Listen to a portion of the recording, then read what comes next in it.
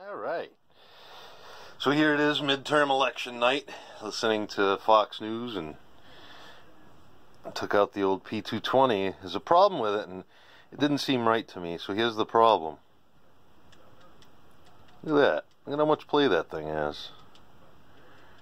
So, through suggestions, we're unloaded. Isn't she a beauty, though? Through suggestions, read online, there's a way to tighten that up. So we're gonna explore that. So let's break her down.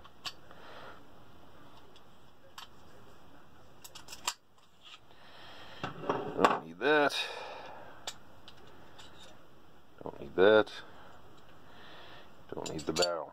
So what it is, from what I understand, is under the slide, if you take out the elevation screw, nice, fits perfect. If you take this all the way out, it should flip up like a hinge.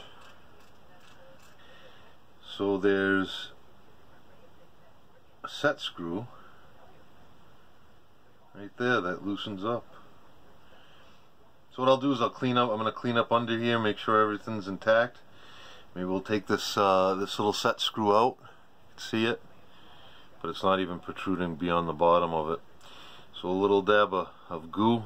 Probably gonna sight it in at some point again, but we have windage adjustments on the site too. So we'll center it and center this, and the front sight looks pretty centered. So hope for the best, and hopefully the windage adjustments will take care of things. Alright, so I found a bit. This was actually one of the hardest things to find, was a hex wrench small enough, and I ended up using a security bit set that had the right size in there. It's not really marked. It says 15, but I imagine it could be in the wrong slot. So that fits nice and tight, so we should be able to get a good tightening out of that. And I think I have some Loctite in here, so I'm gonna, just for the heck of it, I'll put some blue Loctite on there too, just to see if that suggestion helps. So we'll go ahead and reassemble things. So the spring goes back in. There's a sight tool.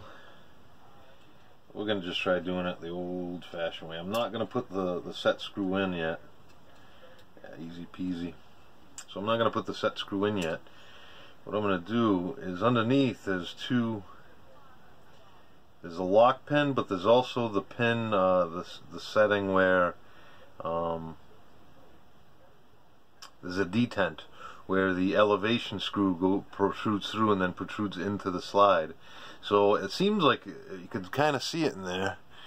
If you line that up, and if you look at the sides, it looks like you can get them pretty close to center, just by lining up that center piece. So that's where I'm going to put it. So let's go ahead and tighten the heck out of it. And put a little dab of goo here on the...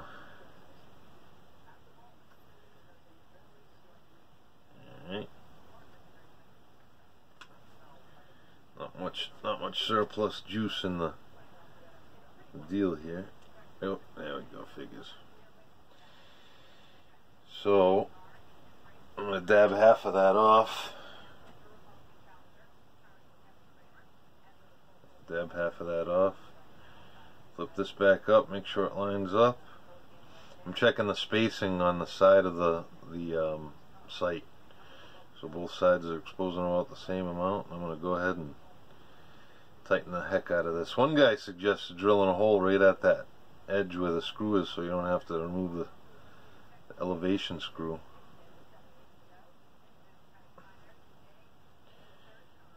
We're going to twist that with a hand tool. Grab one.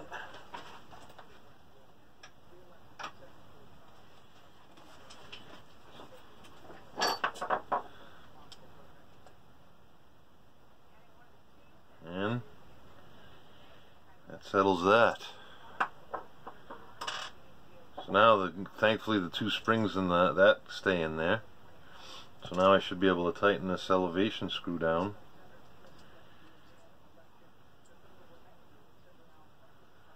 And we'll have a sight again. I'll have to sight it in. I was really I forgot which way I threw the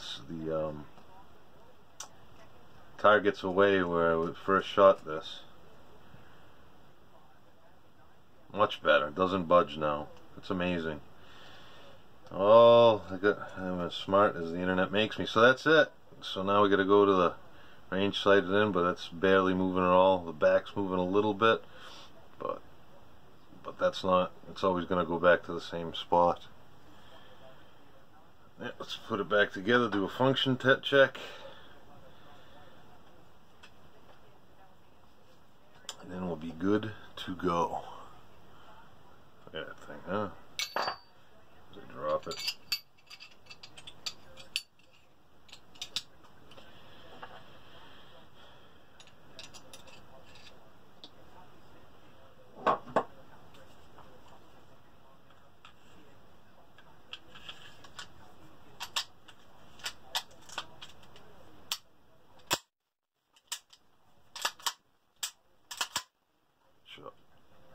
Reset's a little long on this.